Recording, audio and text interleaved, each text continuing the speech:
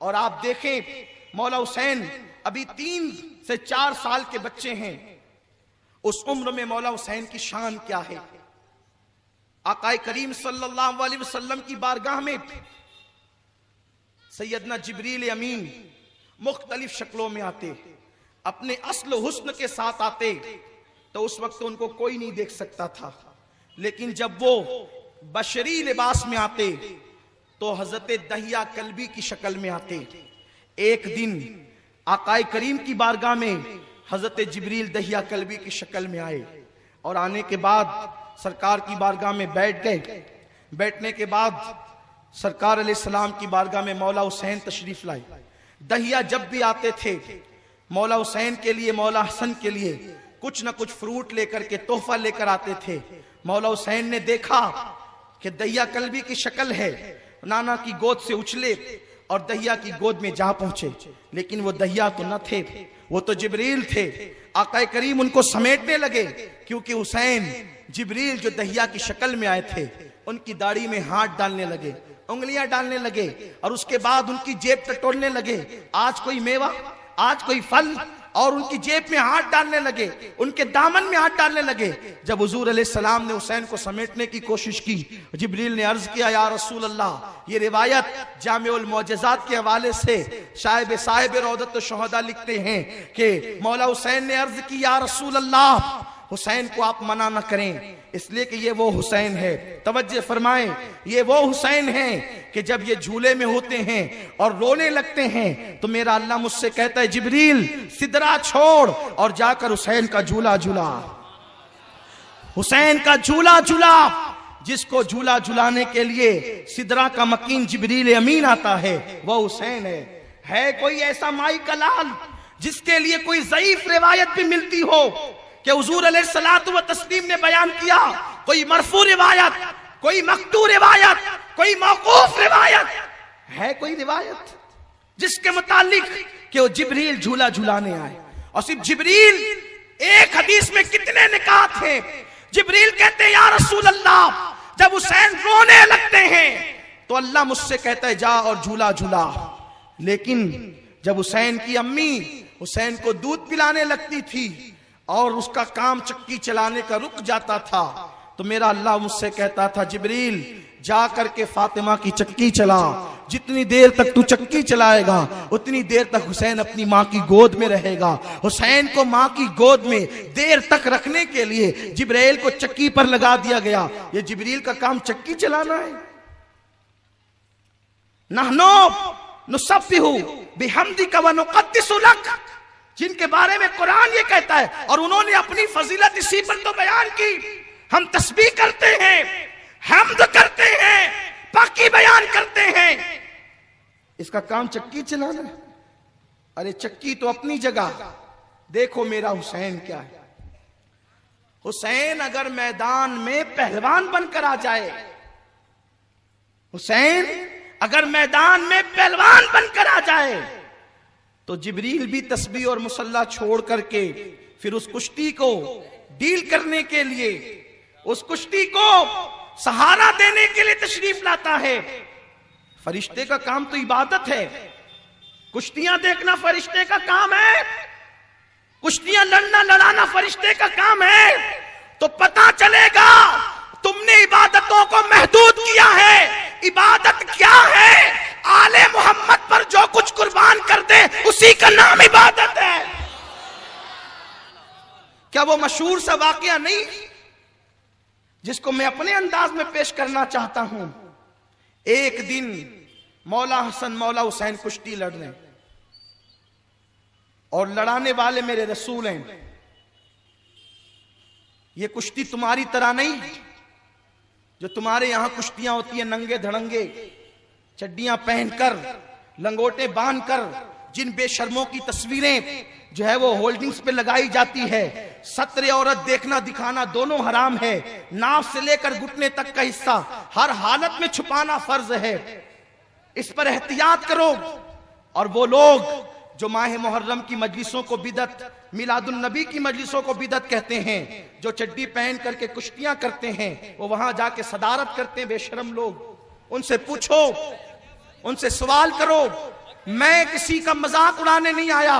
मेरा काम है तुमको आगाह करूं, शरीयत मुतहरा से आगाह करूं, ताकि तुम्हें पता चले कि शरीयत क्या कहती है और लोग क्या करते हैं।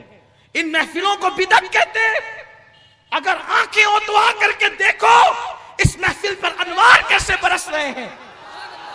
अगर दिल में ईमान मौजूद है तो देखो यहां से लेके करबला, नजफ और मदीने तक पर्दे उठे हुए हैं और फैजान जारी है। तुम्हें क्या खबर है? ये तो अहले आंख का काम है, वो भी इन आंखों का नहीं बल्कि दिल की आंखों का काम। और मैं कोई हवा में गिरे नहीं लगा रहा हूं। देखने वाले देख सकते हैं, महसूस करने वाले महसूस कर सकते हैं। हुजूर कुश्ती लड़वा रहे हैं। या रसूल अल्लाह, आप कुश्ती लड़वा रहे हैं? हाँ, अगर कुश्ती में सत्र औरत का एहतमाम हो तो लोग शौक से कुश्ती करें, कोई नाजायज नहीं, लेकिन हूल अपाड़ हराम काम नहीं होना चाहिए। सरकार दोनों शहजादों में कुश्ती करवा रहे हैं। मौला अली मौजूद है, फातेह खैबर सैयदा फातिमा ज़हरा मौजूद है, और दोनों शहजादे लड़ रहे हैं। हुजूर क्यों लड़ रहे हैं? सरकार सिखा रहे हैं लड़ने का तरीका, लड़ने का तरीका। क्योंकि हुसैन का घराना अगर लड़ने पर आए, कोई ऐसा पैदा ना हुआ जो उनसे लड़ सके। ये लड़ते नहीं है, सामने से जंगे मुसल्लत की जाती है तो ये मजबूरन कदम रखते हैं, वरना इनकी शान ये है, मेरे गौस जो हुसैन की औलादों में है, मौला हसन की औलादों में है, उनकी ताकत और कुव्वत का ये आलम है कि आपने एक मर्तबा किसी ने कहा कि वो बादशाह जालिम है और बगदाद पर वो हमला करने आ रहा है, मेरे गौस ने फरमाया कटोरा लाओ, और कटोरा लेकर के आपने पलट दिया तो वो सारी फौज समेत उस कटोरे के अंदर मुकैयद हो गया। जब हुसैन की ये शान, जब गौस पाक की ये शान है, गौस पाक कौन है? गुलामान हुसैन में गौस पाक का शुमार होता है। गुलामान हुसैन में गुलामान हुसैन गौस पाक है, उनके दर के भिखारी है, जिसकी ये शान है। हुसैन की शान क्या होगी? इशारा करें तो सब तितर बितर हो जाएं। मगर हुसैन जान बचाने नहीं गए थे, इस्लाम बचाने।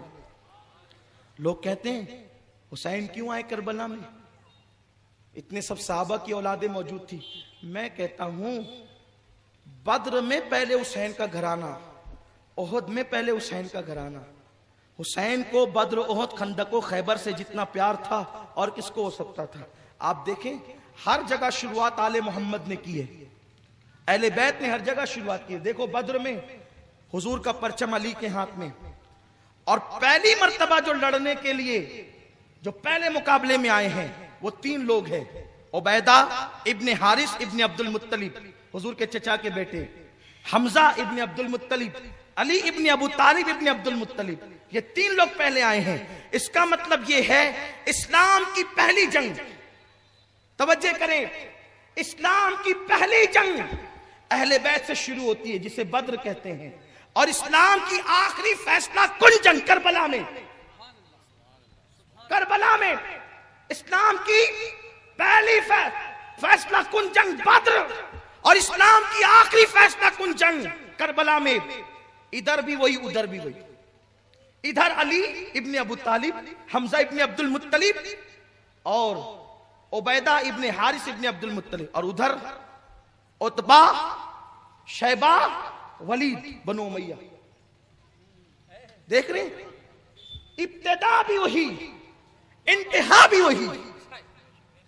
तो जिस वक्त उमवी पलीदों ने इस्लाम को मिटाने की कोशिश की तो हुसैन ने सोचा बदर में तो हमने बचाया, तो अब करबला में भी हम ही बचाएंगे। ये है फैसला कुन जंग, और इसकी तशरीह और तफसीर इन 3 दिनों में आगे होती रहेगी। तो मैं दूर न निकल जाऊं, मैं अर्ज ये कर रहा था कि अल्लाहु अकबर, हुजूर सैयद आलम कुश्ती लड़ा रहे हैं। लड़ाते हुए मेरे आका ने फरमाया, हसन हुसैन को ऐसे पकड़ो, हसन हुसैन को ऐसे पकड़ो। बस मां का कलेजा फड़कने लगा, ममता जाग उठी। सैयदा ने अर्ज़ की, या रसूल अल्लाह, हुसैन तो बड़े हैं ना, हसन तो बड़े हैं ना, हुसैन छोटे हैं, आपको तो छोटे को सपोर्ट करना चाहिए और आप बड़े को कहने ऐसे पकड़ो हसन को। हुजूर ने मुस्कुरा के कहा, मेरी बेटी मैं हसन को इसलिए कह रहा हूं कि हुसैन की तरफ से जिब्रील आया है।